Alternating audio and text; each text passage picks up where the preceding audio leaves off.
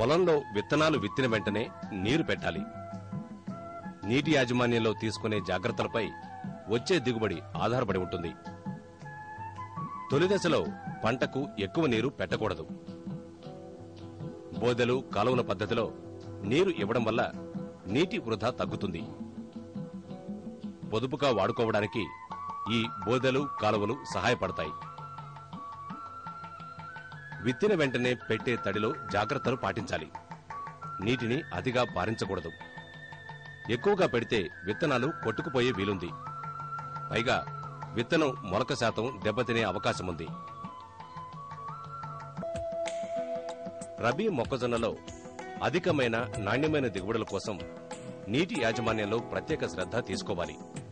ప్రధానంగా పంట 5 ఆకుల దశ, మోకాలు ఎత్తుకు పెరిగిన దశ, పుష్పించే వారం రోజుల ముందు, పంట పుష్పించే దశలో 3 తడులు, గింజ పాలు పోసుకునే సమయంలో మరో తడి తప్పనిసరిగా ఇవ్వాలి.